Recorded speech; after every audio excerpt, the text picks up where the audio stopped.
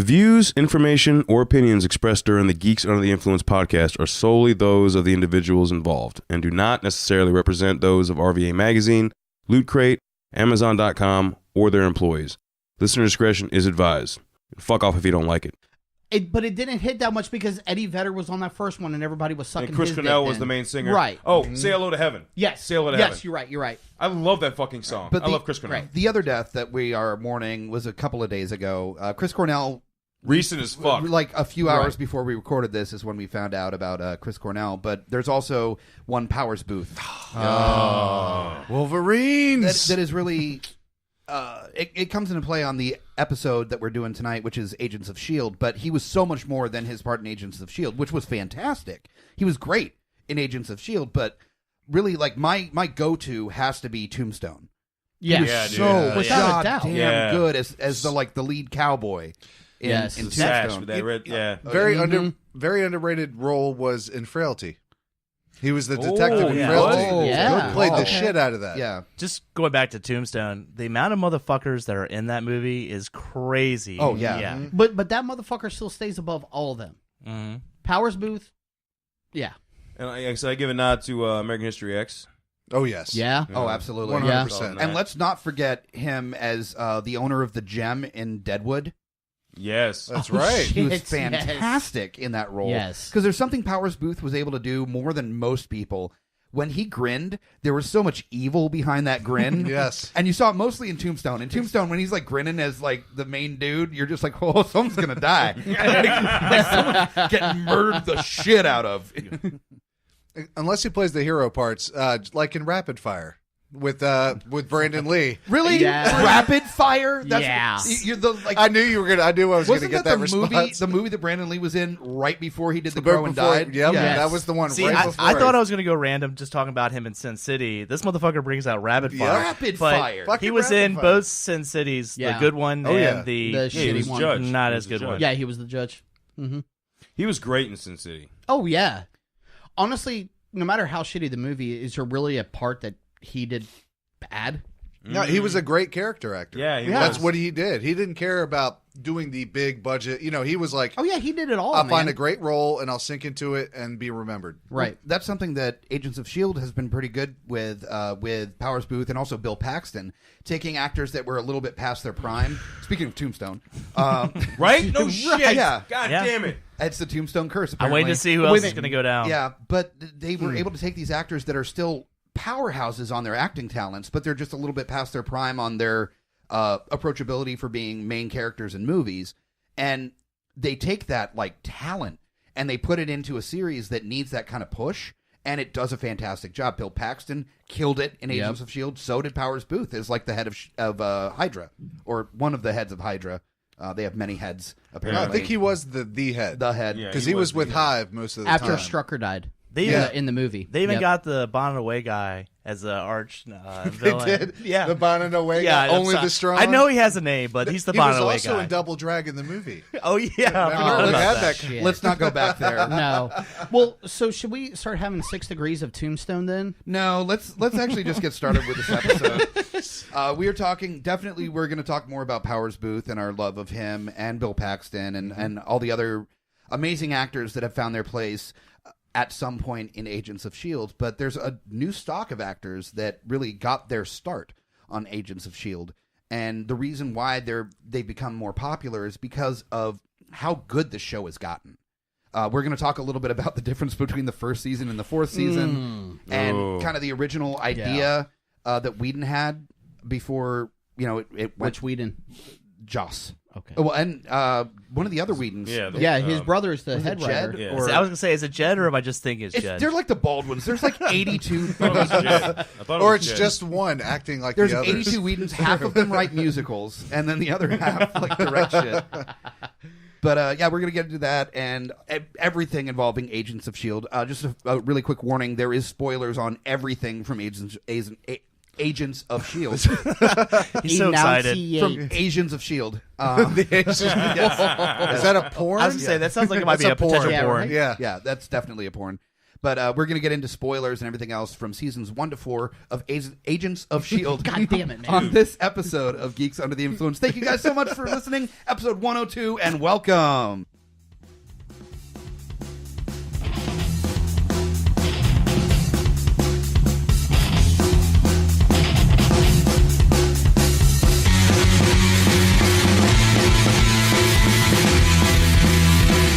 Geeks Under the Influence.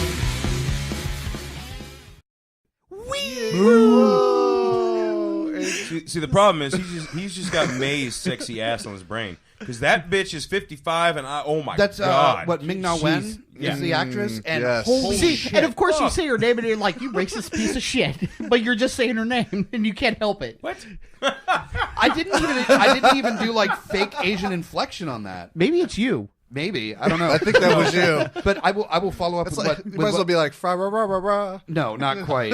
What Steven's saying is, or Lowdown is saying, is that like Ming-Na Wen or Agent May, the cavalry. Holy shit, she's in her 50s and looks gorgeous. Yes. She Gorgeous. looks better than like some 20-year-olds. Like honestly, Yeah. like between face and body, like fucking stellar. It's amazing. Yeah. And she Like- could beat any of our asses. Beat No, the- true. and it would be like, thank you, yes, ma'am, can I Yeah. have some more? That- it would be fine.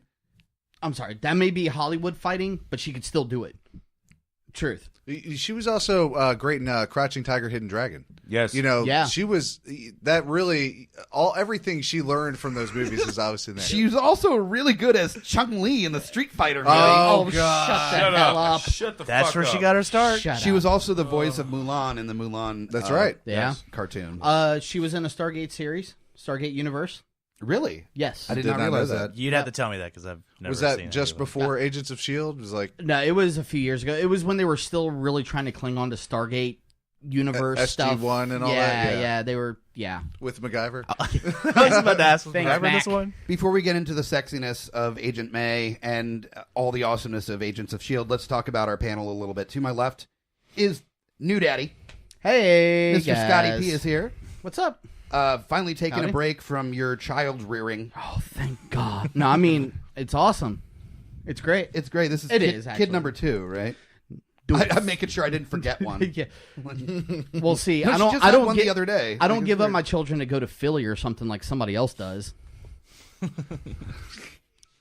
I'm looking at you. Fuck What? you, hon. What? Yeah. Oh, there's some like it just got weird for I no know, I reason. was- Yeah, I was like, Yeah. I got really like. I heard whoa. Philly and I just instantly thought Is it there was like going a- to smash. So There was actually no tension there. It's just like there was a block of silence where it sounded like there was going to be a fight about to happen or something. But Nah, I won't throw it down. No. Nah. but Scotty, it's good to see you. It's been a couple months since you've been on the episode. Yes. So, Logan was the last one I did. was that? Yeah. So- no, but that's. I mean, you had to be on Logan. Your Well, kid's name is Logan. yeah. So I mean, that's necessary. It's true. It's But- logical. It's true. I'm glad that you're on for Agents of S.H.I.E.L.D., another Marvel property. So that seems to be your It's- wheelhouse. Well, when you do good, man. Yeah, absolutely. I mean, Next to Mr. Scotty P is the fuck you of the fuck youest, Mr. Fuck You Hunter. What's up, bitches? I'm kind of sad that I couldn't bring any props for this one, like the Logan one, where oh, I know man. there wasn't a lot of S.H.I.E.L.D. props for us to dress up in. You so. set the bar so high for the what we're drinking. That might have been one of the first what we're drinkings that we were doing. It was. It was. If that not was the so first. good. And with the claws and the mask and everything, I've rewatched that and it's fucking hilarious. It's great. It was a last minute thing. I was like, it's Wolverine. I've got a bunch of shit. Might as well bring it Oh, over. absolutely, So. absolutely. yeah. But Fuck You Hunter's here in a Hail Hydra T-shirt, so we know he's the bad guy. That's right. Salute. If you did, Hydra's a good guy. if you couldn't tell by the gray in his beard, because that's totally a bad guy thing, and the receding hairline, then that's totally a bad I'm guy. plotting against everybody. You so. look so like a bad guy. You look like, with the headphones and the microphone in front of you, you look like there's a weird like superhero like podcast movie where you're like the evil podcaster. That Take is- them out now. Yes. Fuck You Hunter is here. Next to Mr. Fuck You Hunter is the man of all the worst opinions in the world, the DC fan, the superhero fanboy, Baldy McGillicuddy, Mr. Kyle Smash is here. Idiots. Hello, everybody. Always happy to be here. Yeah, it sounds like you're super excited to be here. I'm so Got happy. fucking Tweedledee and Tweedledum on either side of me, and then I got to look at your faces. I was There's a kinda- reason. I'm not wearing my glasses right now because I can't see shit. That's fair. That is Yeah. fair. We're all not ugly you, Scotty motherfuckers. P. Mostly this one. Yeah. Well, Right How, around how in are the you gonna face eye area. fuck him then? But honestly, your reaction was almost like flip a table and walk out for a moment there. I really thought he was going to be like, fuck this shit, and just walk. That Yeah, was like I the- would never. the amount of shit that While we've given sober. him, but that was the last straw. Is that I was like, "You're bald." That's like people be like, "You're short." And I'm like, "Yes, I'm short. that is a correct thing you said." And then you go around punching people in the kneecaps. It's my transporter haircut. You're so happy Statham's like an actual big star because you can kind of Hell yeah, I am. Only Same thing as reason- Vin Diesel. Only reason he's got a wife and a kid. Yeah. We've already gone over this. Is that Jason Statham's his thing? I owe him a lot. Yeah. What can I say? Definitely. Yeah. Next to Mr. Smash, Kyle Smash, Baldy, is the Sexual Chocolate, the Mulatto Magic, my right-hand man, the one that's on almost as many episodes as me, is here almost every single week, bringing the noise, the funk, and a lot of aggro to the podcast. Mr. Lowdown Brian MacGyver's here. What's up, guys? Where was that going? I don't know. He was talking about. Never mind. Well, the problem is that he goes to the gym, gets all jacked up, and he gets all his endorphins going. Then he comes here and is like, Kyle, Superman is fucking dumb. I fucking hate you. You should fucking burn alive. You know what Batman. happens? You know what, Batman. you know what happens when he calms down? He goes, "Well, I mean, I might have been a little rough earlier. I kind of do like Superman." I'm sorry your butthole hurt. That's why I'm really apologizing. Kyle, that is what is called pillow talk. Exactly. Right? He gets it. Yeah. Jesus. I already know it's pillow talk, and I just let him go with it. It's like, cool. Like, just talk pretty. Just On talk. the nights when I'm mad Talk- at talk on the pretty nights to when I'm mad at him, I don't lube it up. Wait, you're the That's worse receiver. for you. That's That's worse for gonna hurt you. you. Yeah. Why are you? Okay, he's confused. Well, it feels slightly uncomfortable. Well, to you him. in this story, you were the receiver. Oh. No, you Not the giver. no. You failed. You Right, know so he would failed. dispute that as soon as it rolled out of your Right. mouth. Seriously, why would he? Already. All right, anyway, What rolled not out even- of his mouth? We're not even done with Wow. introductions. We're already talking about who's fucking who in the end. Anyway, Who's the Yeah. bottom? anyway, The bitch and the butch. last but not least, our hostess with the mostest, That's not true. That's so not true at all. Hobbit. our furry-footed friend, the bearer of the cock ring, who is running from the eye of Sodom. This would be Ooh, nice. Hobbit. Well done. Well This done. is I'm the proud of you. Hobbit. That was good. That was good. Thank you guys so much for joining us on another episode of Geeks Under the Influence. I am Mike the Hobbit Bickett, unfortunately, for all of you listening and watching. You can find me on Twitter at Mike Bickett, or follow the Geeks Under the Influence Twitter at GUI Podcast RVA. Follow all of our other social media stuff at GUIPodcast.com. We're currently working on getting that reworked. Hopefully in the next 2 to 3 weeks, we're going to have it going. And it's going to be a lot more interactive. We're going to have blogs. We're going to have other podcasts going. Yes, blogs. I do have an announcement that it may have come out before this episode drops, but the Bruce, who's been on a couple episodes, is going to be doing a weekly 5-minute pre-cap of stuff going on that week. We're talking premieres of shows, season finales of shows, movies coming out in the theater, just letting you guys know the cool geek shit that's happening that coming week. That should be dropping every Sunday on the same stream that you're getting the Geeks Under the Influence podcast. So you don't have to Nice. subscribe to anything else. It's just a little 5-minute thing that's added on to our podcast to tell you the cool stuff that's going on that week in nerddom. Help So- you make your plans. Yeah, absolutely. Going to tell you some cool stuff that's coming on TV, like Mad Max is going to be on Ovation, or if you want to avoid Showtime because it's or Stars because it's Suicide Squad, you can do that. No kind of the ebbs and flows of nerddom. So that's really cool. We got that going. All right. I'm sorry, he mentioned Suicide Squad. Yeah, no, fair enough. I did feel a little bit of retching, But before we get into it, real quickly, our sponsors, the ones that help make this possible, the ones that help us get all the cool equipment that we have been using over the 2 years that we've been doing this, amzn.com. We buy almost exclusively our equipment for the podcast through amazon.com, and you can also do that and help out this podcast at the same time. Just going to guipodcast.com, right on the main page, there's a link to Amazon. Go through the link, bookmark it. Anything you purchase through that link, we get a little bit of a profit from it. So you're spending the same amount of money and you're helping out this podcast at the same time. Everybody wins. And that way we can buy better cameras, better microphones, better equipment, so you can get a better podcast from us. We are trying to build up for digitizing over this a little bit. I'm working on getting the equipment so that it's the blur like I'm on Cops. Right, exactly. No, I want to keep his face here. We don't want to blur that out because I just want to work in like Dick smacking it throughout the episode. like whenever he does one of his dad jokes, a little dick just goes flying by, whips him in the face. So we take an image of his dick, and then his little dick smacks himself in the face. No, wouldn't that be more like a pin? Wouldn't that be more like a pinprick? I was just gonna say we have a digital dick. That's whenever he says a bad dad joke, it just shows up on his head, just says no over and over again, just like a little no. Maybe it smacks him on the nose like Bad Dog. I think you guys are like, there's a couple steps before we get to digital dicks. Like we gotta maybe But we're on our way. We're on our way. Fuck that. We're Amazon. jumping in. It starts with an Amazon, idea, right? If you shop at amzn.to, we're getting one step we can closer get that digital dick. to Come digital on. dicks. Yes. Yes. Another sponsor of ours that's fantastic. We've been long-time fans of this before they were even sponsors for the podcast, is Loot Crate. Loot Crate is fantastic. I just got an email that said that it's tracking like they just sent out the shipment today. So in the next couple days, I will be getting my my May Crate, which is Guardians. Star Wars, Guardians, Destiny, and the Goonies. And the Goonies. I mean, come on. It's fantastic. I could care less about Destiny, but because I just don't play the game. Not saying it's not a good game. I've just never played it, but the other three, holy shit! Yeah, but again, all that. You don't know what's coming in the Destiny crate. There was the Primal Rage T-shirt. I love that shirt. But the shirt is rad as shit. Yeah. So that's the thing is, like, even if it's not your nerddom, it might be cool enough that you're like, okay, fair enough. And if it's not, you have a gift that you can use for friends, for birthdays, or just give it to friends because people like presents. And it's like $20 a month. But you can make it cheaper by going through the link on our friends and sponsors page on GUIPodcast.com. Go through that link so we get credit. And then when you sign up, you save $3 when checking out to save $3 off your first crate. It's a way to help the podcast. And honestly, I cannot say enough that we are fans of this service. Yes. It's not because they sponsor us. We were fans before they were sponsors. It's fantastic. It's like $20 a month for way more than $20 worth of cool shit. So check it out. Just go to GUIPodcast.com through the link if you're going to sign up. And now we're on to Agents of S.H.I.E.L.D. You said it right. Yes. Good job. Yeah. Take a breath. Asians of S.H.I.E.L.D. There's like 2 Asians in that show. Like, that's it.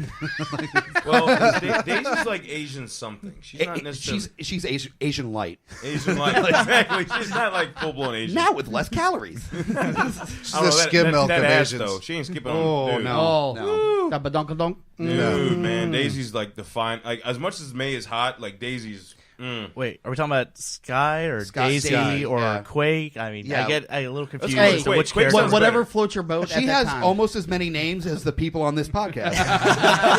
Yeah. I'm going to go with Quake because that's kind of what happens in my nether regions when I see her. Fair. Fair. It's also a very sexy name. Yeah. Right? That's true. Quake me all night long. Not when you do that. No. All night. But I'm out. really, glad you came. Literally. Yeah, but I guess the best way to start is really the startings of Agents of S.H.I.E.L.D. It started when Joss Whedon was still kind of the runner of Marvel back in the early, first Avenger days, and Yes. post that. He was the one that developed the idea. He did it with one of his brothers, and he directed the first episode and wrote or helped write a number of the first season episodes. Well, they kind of set it up a little bit before that, even with just having Coulson showing up and Thor and like just every once in a while a little cameo and just kind of building up this whole S.H.I.E.L.D. thing before obviously Avengers, where it kind of went full circle. Sure. But, Right. yeah, but he had just kind of throwing him in, this random guy in a suit that's talking to these people. So Well, yeah. Well, because he was even in there in the beginning with the first Iron Man. yeah, that's what I'm saying. Yeah, and it was just perfect, like little drops of, like Yeah. you said, just like he would show up at the right time, the perfect agent for whatever was going on, and then full circle with the movie and leading right into the show. Well, Beautiful. He was basically the night nurse of the cinematic universe, where he was the guy that kind of tied it all in. Even if the separate movies outside of the Avengers, they didn't interact with each other, he was interacting with all the different characters. Right. So he was like the common thread. One of the cool things about that, not jumping ahead, is a quick nod to that. They tied in some of the tie-ins with the movie and the show. Remember they had an episode this season where it talks about the time between when he found the hammer and what was actually going on, like with him at that time versus what's in parallel what's going on in the current time of the show. You talking about Tahiti? When he no, not Tahiti. Like this after season. the fact? No, that was this season specific 2 was season. where they touched on Tahiti Tahiti was all the season time. 2. But no, they did. It was pretty cool. They tied that in. You know? Yeah. So. Well, and that was kind of what people were excited about with Marvel doing a TV show where they had a character that was the same character from the cinematic universe. Is having this, it's such a cool idea. Having the series that ties into the movies as they come out. These are big blockbuster movies that if you're a Marvel fan, you're watching those movies. So it's not like you're not going to be able to watch the Agents of S.H.I.E.L.D. episodes because you goddamn were there that opening weekend. So the following week, it's not a big deal. I was about to say all the same stuff where, like, for someone like me, you can't keep up with it weekly, but if you have Hulu or Netflix or something, you're catching up to the episode, seeing the movie that weekend, and then when the new episode premieres the following week, it's just right into it. It flows. And you're like, seamlessly. yay! Yes. Like, what was it for Age of Ultron? Where they had the helicarrier save them, and they didn't show it on the episode, but they had the end of the one episode going, we have something to help, and the beginning of the next episode was after they helped him in whatever the country was, and coming back into the base after using the helicarrier. And to tie in with Age of Ultron, not even that, but also what's-her-face, when they're in the Inhuman, like, sanctum, she's like, I see metal men taking over the world. Like, right, visions. That was the like, porcupine lady. Whatever I the fuck forget. her name was. Yeah. She was hot before she was Porcupine porcupine. lady. Yeah, What What the fuck happened? Is that a thing you think you would ever have said in your life? She was hot before she was a porcupine. Okay. Only Marvel could do that to you. Yeah, Only right? Marvel. Only Marvel. Well, they've used Age of Ultron as a basis for the whole season once they started introducing the LMDs. Well, that was the whole, like, did we not learn our lesson the first time? Yeah. Absolutely. And, obviously they didn't, and it, caused a lot of problems, which sped the season along. But they use it. They use those movies as a common thread to make it interesting for the people who only like the movies. Yeah. Or they think only like the movies. And that's very true. Look at what happened the episode directly after the release of Civil War. Sokovia Accords pop up, and General Dickface is there trying to get him to sign the fucking Talbot. Sokovia Accords. Fucking Talbot. What a piece of shit. General Dick Facet is how he pronounces it. His fucking haircut annoys the shit out of me, dude. I hate his fucking haircut. I think that's the so point. bad. I think it's supposed to be. He was the Anyway. same character in Heroes anyways. But He's I mean, a great actor. just a too. dick. Oh, yeah, he is. literally, that episode, he shows up on base and is like, all your fucking Inhumans now, like, need to... Yeah, where are they at? Boom. Sign it, Exactly. or else we're taking them away. Exactly. A little side note on that actor. There was a limited series. I think it only had 6 or 8 episodes before it got canceled, but it was fantastic. It's this weird, like, depraved, fucked up, like, businessman, like Wall Street meets Twin Peaks kind of feel to it, called Prophet, that came out in the 90s. Oh, yeah. That he was the star of. And was it, is it Adrian Pasdar? Is that his name? Or is that somebody else on Heroes? I don't know. Yeah, That's I'm not another really person. sure. Whatever. Yeah. Anyway, We'll cover that on the Heroes the actor, podcast. the Petrelli actor- or Talbot? The That's all actor we that know. plays Talbot, he's on a show called Prophet, and if you can find it, which will be challenging because it's been out of print on DVD for a while, but check it out because it's definitely fun. But wasn't also the guy that played Talbot, to bring it back around to, we were talking about Bill Paxton earlier, weren't they Near Dark? Yes. Yeah. Yes. Near Dark together in the 80s. Yes. Wow. So, wow. yeah. There's all kinds of just Interconnectivity, yeah. You 6 got Powers, degrees, Booth, and man. Paxton. You got Paxton and Homeboy. Like, Yeah. come on, man. Well, you got people, showrunners that are fans of genre filmmakers, so they're looking at genre actors, Right. and they're really funneling those into the show because they know their audience. They're Right. us. They're Yeah. people that they're gonna be like, oh, I loved him in Deadwood, or I loved him in Tombstone, or Bill Paxton. Well, I loved him in every movie that's ever existed True. on the face of the earth. So it's smart to pull him in. Especially with both of those actors, they really good job of writing the the double agent. They're your best fucking friend. They know everything. They've been through war and battle with you, and right up until the moment you go, fuck. Yep. How did I not see that coming? I would say, honestly, I know we're going to get into it with the first season, but his character and that arc pretty much saved the fucking show. We wouldn't be talking about a fourth season absolutely. if it Oh, wasn't yes. for him. Yes. Like, Because there's something that Bill Paxton is able to do that very few actors are able to do. It. I was talking about how what's his face just died. Are you fondling nuts right now? Powers Booth. Yeah, that he can smile. Big balls. Big balls. The big balls. Don't let him touch the floor. Is that how you introduce yourself? Yeah. Hello. Powers Booth, he has that smile that's just like, oh, you gonna die. Like that. Bill Paxton has this smile where he is probably thinking about some like weird Loki style like prank shit to pull. Like he's got that like kind of madness behind his attitude where even when he's the nice guy in movies and shows and stuff like that, you don't quite trust him entirely because there's something else happening. Like there's always something lying underneath. He pulls from the big brother from Weird Science. Yeah, totally. Chet. Thank you. He's totally Chet, where he's just the like shit pile. Yeah, I mean, he'll throw on the nice facade, and then all of a sudden he smiles just a certain way, and it's fucking Chet. We're like all over again. Bill Paxton is being nice to you, and you're like, okay, you're waiting for the other shoe to drop. Like, okay, but like, I don't know about this. That's still, that's also another cool tie-in. Powers Booth and him did Frailty together because he also directed it. Bill Paxton. Yes. Yeah. Oh He yeah, did yeah, directed yeah. Frailty, and that was a goddamn good movie. That That was was a great movie. That was really good. But one of those 6 degree situations that we keep coming across. Oh, yeah, absolutely. But yeah, the first season, Whedon really started it, and then once Whedon started slowly bowing out of the Marvel Universe on his involvement with it and everything. Though not too far from comic books, because it was announced not too long ago that he's going to be doing a Batwoman. Batgirl. Batgirl movie. My daughter was very excited by the way. I'm super excited about that because that's awesome. super his wheelhouse. Hell yeah, it is. A strong female character. That's what he does. Does he know what to do with that? I mean, Whedon Fab City. Amateur. And just to get him on the see what he can do with DC, because goddamn if they don't need fucking help. Yeah, no shit. Well, that is true. Smash, they really do. Well, Levity. Smash. Fuck, Both man. fuck. Don't look at me with those judgmental eyes. It's not judgmental, it's fact. It's not. It's like Yeah. this is truth. We don't have to judge. We know. Well, he definitely brings levity.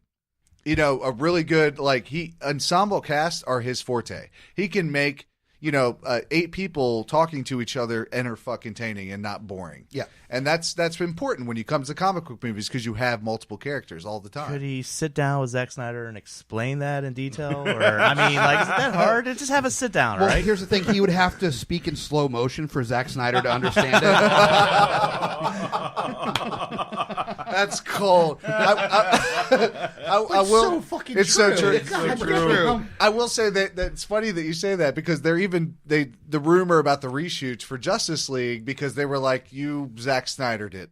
Step back. We're actually going to just reshoot these without you. Yeah. Sure. Yeah. Like that's Fair cold, but when you get to that point where it's you don't have anything direct to adapt to, that's what happens. But unlike Agents of S.H.I.E.L.D., they pull from source material consistently.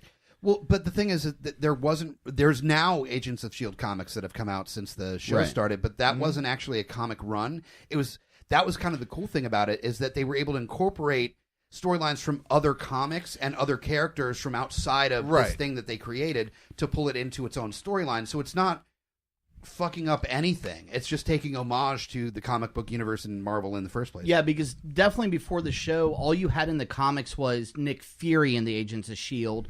S.H.I.E.L.D. has always been there, of course, or up to a point. Yeah. But the Agents of S.H.I.E.L.D. have always been background characters, except for the occasional, like, Dum Dum Dugan, who came in from the Howling Commandos and stuff like that.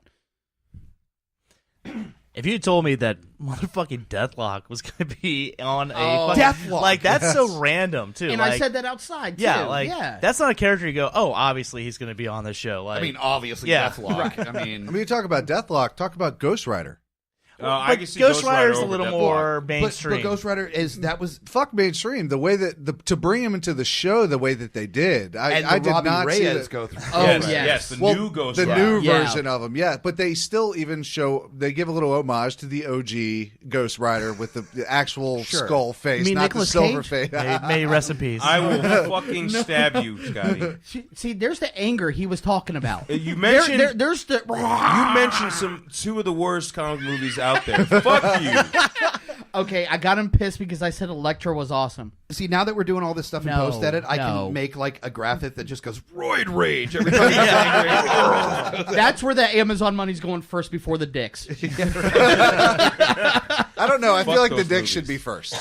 Let's establish that, and then We've can move- established that you always think the dick should be first.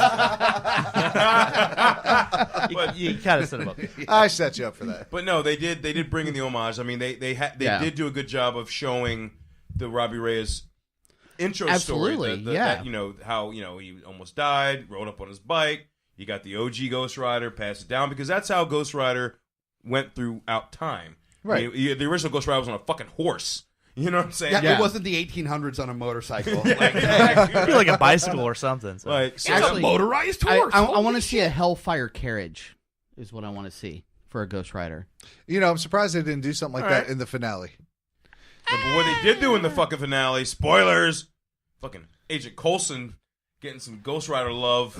Dude, yes. he got some he has the spirit of vengeance all up in him. It was great. I still think they're going with the we spoke about earlier, but they're going to go with Sword for Coulson. We'll talk about that later, but I want to do a web series for Geeks Under the Influence where we do Ghostrider in Richmond, where it's like a bike hipster, where it's like the Ghostrider on like a fucking 10-speed, like going around, and like by day he delivers Uber Eats. And then by night, but he delivers justice. And by night, vengeance. He gets it. Vengeance. He gets in fights with people in front of Visions downtown. He's wearing cardboard flames glued onto his skin. Wouldn't his ironic mustache catch on fire every time? Though?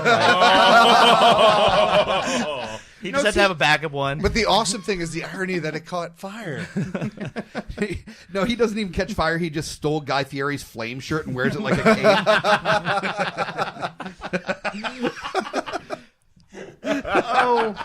The vision, hipsters. The vision that I have in my head right now of this guy riding the bike.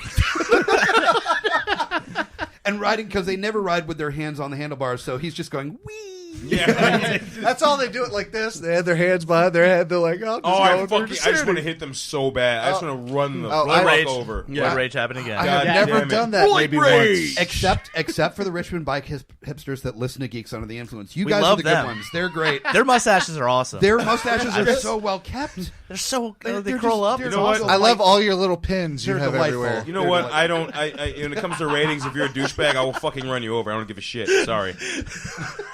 Roid Rage. Stay on the We're gonna kill you all. I'm just saying. Lowdown. Don't give a fuck. Lowdown got a sharp weapon. He gonna stab your So ass. we discussed, yes, the second half of season 1 was stellar. They even ended it with typical Coulson that they pull from the movies, where he does a snarky ass comment and blows Bill Paxton away. It was fucking great. But going into season 2, I was just going to say, before you do that, the disclaimer that we give to everybody, you can watch episode 1 of season 1 and then start anywhere between episodes 8 to 10 and then go from there. You're You good. don't have to go You're good. between that. Yeah. I don't know about the episode 1. There was the towards the end of You the have episode to that get stupid fucking introduced. car with the flag. You got to introduce. come on. You got to You need to know the introduce characters. I know, characters. but That's it was. all. I just feel What's like it the was a name of the weak car? episode. It's I don't know. No, It's some he- girl's his name. It's like Shirley or Charlie or something. Yeah. No, I was going to sorbet. say, and they kind of learned from their mistakes in that first season, where they had the Thor tie-in, which, in my opinion, kind of sucked. Was unnecessary. yeah. the staff, Yeah. whatever it was, yeah. Instead of going, shit, we better kind of stay away from the movies, instead they went, let's intertwine with fucking Lean in Winter more. Soldier, Yeah. and that fixed everything. Yep. Like, Right. where Thor one was the throwaway episode, fucking didn't need it. Winter Soldier was That's essential actually to a that really show. good point. They Yeah. could have leaned away. Yeah, but that's what I'm they saying. leaned in more. Season 1 does have the decent cameos, though, that does help. Like, you do have Lady Sif, Nick Fury, Kobe Smolder shows up as Maria Hill. I Actually, love a her few so times much. throughout the show. Absolutely. Absolutely. Love her. But The first season actually needed the Well, heavyweights to help it go it did. through. Like, it needed Samuel L. Jackson to show up to help it through. Absolutely, yeah. Fucking Please, Christ. Mr. Jackson. Well, after the first season, Disney was like, fuck, okay, we'll pay them whatever they want to show up to save the show. I mean, that's essentially what went down. But you bring your powerhouses into the second season. We're talking about like 2-3 minutes. It's not like they're like, Yeah, on it's the- not but like that's the whole hey episode. everybody, But I'm Nick Fury. That whether you have 30 seconds or 3 minutes, if it can tie into the greater universe, that's exactly what they want. Well, it wasn't just, I'll give it credit, it wasn't just throwing in the heavyweights. It was also like, you had to realize that he was passing the torch of running S.H.I.E.L.D. off to Coulson. And Coulson was still learning in the first season that, he was, what are you doing? Keep going. God damn it. So, Coulson would hit a tough spot, and that's when Samuel L. Jackson and Fury would show up and be like, hey, man, all right, I got you out of this one. Here's your questions. Move on. Okay, real quickly, we got a voicemail on our GY hotline. Hell yeah. Wow. So, Yes. woo! In the future, I'm probably going to screen these before I play it. Oh, no. But I figured, fuck it. We're boy, new to here we this. If go. I'm somebody excited. masturbating, can we stop it, or do we have to So- wait till it's It came with a It's a only text. fair if we wait till we finish. It came with a text full that release? said, All right. "Oh, actually, I was calling for an Agents of S.H.I.E.L.D. Seem phone sex line must have dialed the wrong number. Sorry about that." So I'm not sure what we're about to listen to. We're going to find out together on this very special. Oh, damn. Uh-oh.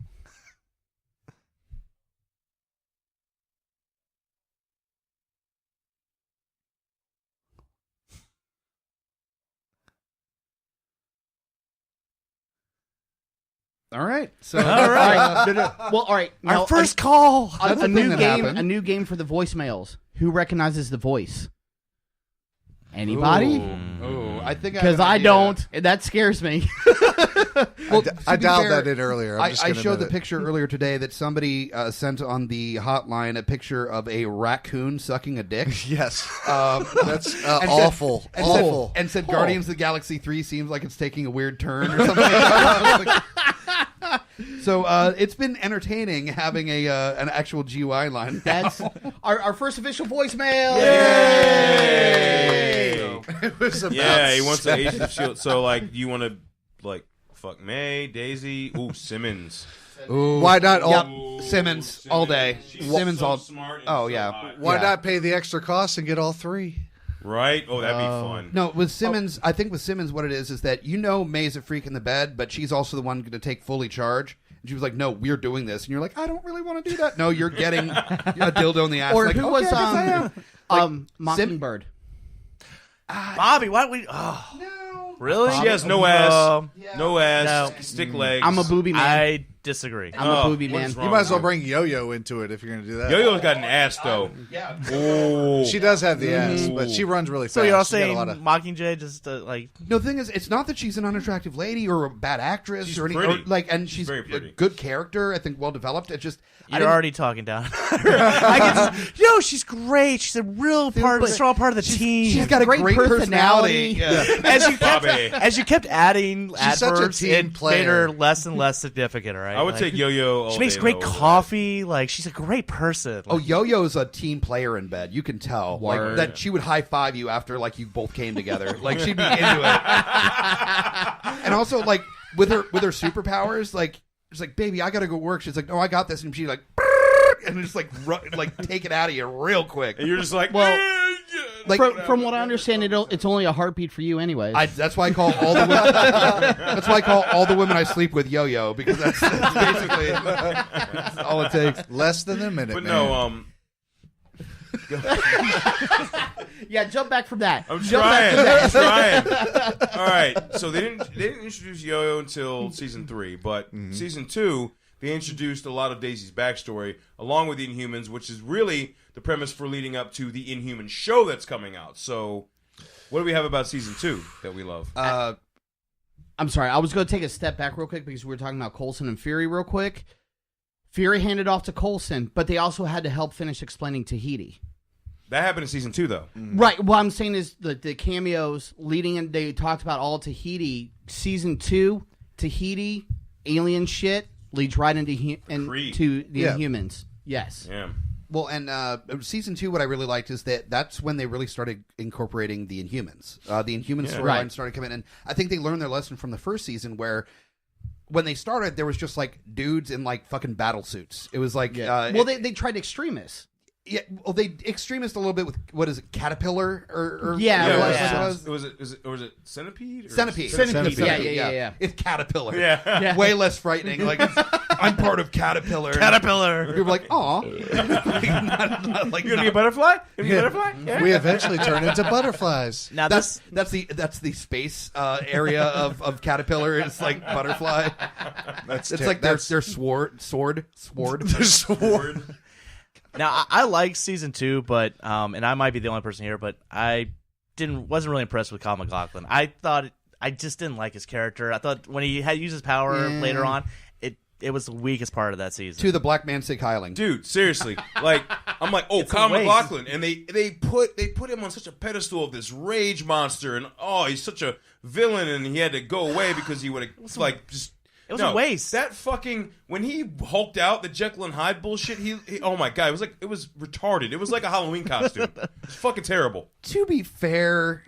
No. There's a reason why Lou Ferrigno wasn't the main actor in Incredible Hulk when he wasn't hulked out.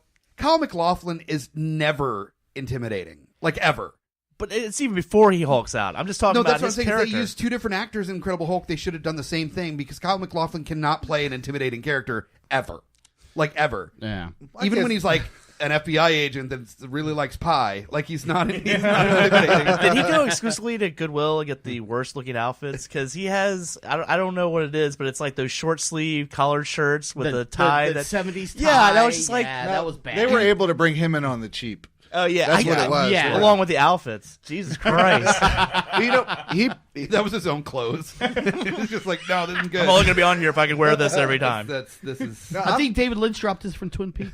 I'm totally with Lowdown on this because they every time he had like a temper tantrum or something, you thought he was going to lose his shit and it was going to be awesome, and then it was just completely lackluster. Yeah. Every single time. Well, dog shit. It kind of felt like your grandparent that like gets like kind of like distracted or weird or forgets where they are and they get agitated and they're like, I just forgot to take my pills.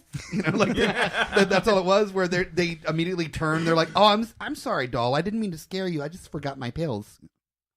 But one of the best scenes for season 2 for me was that sweet scene on that ship where Mac took fucking Coulson's hand, and ever since then he has the axe on the end of the shotgun. Yeah. Oh, Like, yeah. that was a sweet scene. He That touches was the crystal beautiful. and was like, chop. Yeah. Didn't even think about it for a For second. those Just- who don't know, Yep. Terrigen crystals kill people that aren't humans. Just saying. Yeah. All right. And that Mac is a badass. Mac He's is one of the awesome. best Mac is characters on the Mac show. is hands so down. good. He When is. he becomes taken over by the Terrigen Yeah. like thing, where would they go? Where'd they go for that? In They season went. 2? They went into the cave or the yeah. underground. and he like just starts going beast mode on everybody. That was awesome. But That was he wonderful. truly is the Jiminy Cricket of the agents of S.H.I.E.L.D. It really is. He is always like thinking with his heart. You know, he's smart and strategic, but he's always thinking with his heart. That's what he does. Yeah, especially leading up into season 4 with the LMDs. And he's like, didn't you ever watch Terminator? Didn't you ever watch this, like, you know, where the robots take over shit? Yeah, exactly. Oh, I was gonna say no. He's always been like that, conscious because even in season 3 where he's like talking about Inhumans, he doesn't trust Inhumans. He's like, no, like I don't want people that can just even Yo-Yo. It took him a while to warm up to her, and he like was into her, but it still took him a while to like then he was into her. Well, yeah, he was into her. Yeah, Yeah, but like literally like giant black penis inside of inside of. How many her times body. have we said Tiny penis little- on this tiny episode? little, By like, the way? Mexican yeah. How many times do we say penis on every episode? That's true. They- In and out, and I up wanna- and down like a yo-yo. Oh, shit. Sorry. Thank you for elaborating on penises Did you and steal yo-yos. his Here, dad joke? people. I Yeah. don't know. You No. did. You did. It wasn't No. intentional. That's his inhuman powers. He steals dad jokes from the people around him. Yeah. Roid Rage! Yeah. He did kind of make me angry on that one. I'm serious. No, but we're about at break, so we're gonna take a brief break. Yeah. Listen to our friends of the show and find out about some cool other media producers that we're friends of, and also some trivia that happens in town. In Richmond with yours truly running the stupid. It's so stupid. It's fun. It's super fun. No, like Please do not come out. I mean, come out. No, Please. I So need you. dumb. I'm like downing it, but like honestly, it's such a good time. But I'm so dumb on there. Like it's all the dad jokes. That's what and the makes it puns. entertaining, And, all right? Yeah, There and you there's weird picture trivia, and I Photoshop stuff, and it's so much fun. Check it out. And listen to our sponsors. It talks about where we do it and what times we do Yeah, it. it does. And we'll be back after the break with what we're drinking and drunken scene and more talk about Agents of dear S.H.I.E.L.D. God. So Yeah. stick around. We'll be back. Hey guys, thank you for watching the GUI podcast. This is Nick from Instant Replay Live. I get plugged here a lot, and I'm being allowed to do it myself this time. I'm going to plug myself as much as I can. You can check out our Twitter at INST Replay Live. I'm going to plug myself again. I'm plugging myself in front of all these guys right here. You can find us on YouTube if you search for Instant Replay Live, or youtube.com/c/Instant Replay Live, or at InstantReplayLive.com. We do video games, we do tabletop role-playing games, and we do reviews and all kinds of other stuff. So check us out. Toski from the YMN podcast. Big fans of the Geeks Under the Influence. Talk about all the same shit, so definitely check us out, ymnpodcast.com. This is Mike the Hobbit, direct from Fallout on a trivia night, telling you to come here every first and third Monday for trivia between 8 and 10, 25-cent wings, drink specials, prizes, and tons of really inappropriate trivia. It's a lot of fun. Do you guys agree?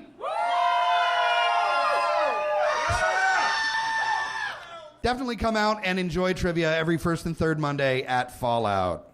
In addition to Fallout, Geeks Under the Influence takes over Wonderland on the corner of 18th and Main Street for Geeks Under the Influence trivia, ridiculous trivia, goofy music, great food, cheap drinks. 1727 East Main. Come and check us out 8 to 10 every second and fourth Tuesday. Stop it now. Right. Don't do it. All right, we're back for the second half of Geeks Under the Influence, our 102nd episode, all about Agents of S.H.I.E.L.D. And just as always, before we get into Agents of S.H.I.E.L.D., we're going to talk about what we are drinking. And tonight, Mr. Lowdown Brown MacGyver was nice enough to bring us a tasty little beverage for us to enjoy on the second half. I did. It's by 3 Knots Brewing Company, so East Coast local bitches. Word. They actually brewed our collaboration beer, East Coast local. They did, yes. Yes. It was a cinnamon Damn good beer. porter. It was fucking delicious. I hope they bring it back. Oh, they need to. I hope so. This is their Jazzfest. It is a sugarcane and pecan ale, and it's not sweet. You hear sugarcane, you think sweet. It's not super sweet, but the back end, you really get the pecan flavor. It's really fucking good. It's that sweet note, but nothing overpowering. It's really good. Yeah. The combination of the sugarcane mixed with the pecan, it's got almost kind of a brown sugary approach. Yeah. But then that pecan flavor comes in to kind of finish it out. But it's not sweet. It's so good, though. Just subtle notes. The It's pecan fantastic. flavor does come in a little strong at the end. But I it's love it. good. It's good. Yeah. No complaints. Because pecans It's are just strong. delicious. Yes, they are. This with a Not my good favorite, pecan but they're pie. good. You guys like butter pecan? How about in a beer?